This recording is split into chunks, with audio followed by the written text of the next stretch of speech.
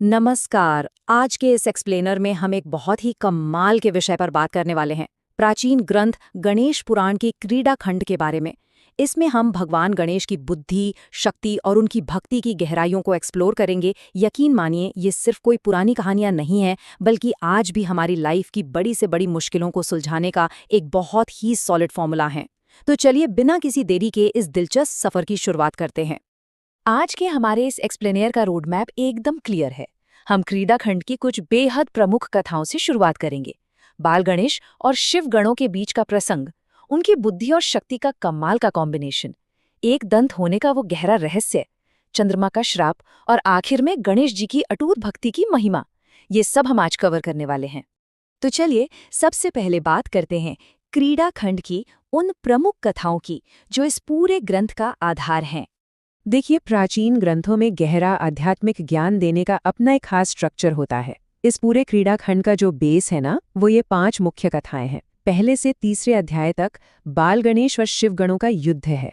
फिर चौथे और 5वें अध्याय में गणेश कार्तिकेय की वो मशहूर दौड़ है। 46 से 48 के बीच महाभारत लेखन और एकदंत होने का रहस्य बताया गया है। 51 से 70 तक मयूरेश्वर अवतार और सिंधु वध का प्रसंग है और 22 से 24वें अध्याय में चंद्रमा के श्राप की बात की गई है। यही वो 5 एंकर पॉइंट्स हैं जो हमें गणेश जी के असली ब्रह्मांडीय प्रभाव को समझने में मदद करेंगे। अब आते हैं हमारी पहली बड़ी कहानी पर, बाल गणेश और शिव गणों का प्रसंग। यहाँ से हमें उनकी शक्ति का एक बहुत ही अलग रूप देखने को मिलता है। इस कथा में एक बहुत ही हैरान करने वाला मोमेंट आता है जब भगवान शिव के अचूक अस्त्र भी त्रिपुरासुर नाम के असुर के सामने फेल हो गए, तो देवर्षि नारद ने शिवजी से एक बहुत बड़ी बात कही। उन्होंने कहा कि इस अजेय असुर को हराने के लिए स्वयं आपको भी अपने पुत्र गणेश की पूजा करनी होगी। जरा सोचिए, ये अपने आप में विघ्नहर्ता के सबसे ऊंचे और सर्वोच्च दर्जे को दिखाता है। और पता है इसका रिजल्ट क्या हुआ? एकदम अद्भुत।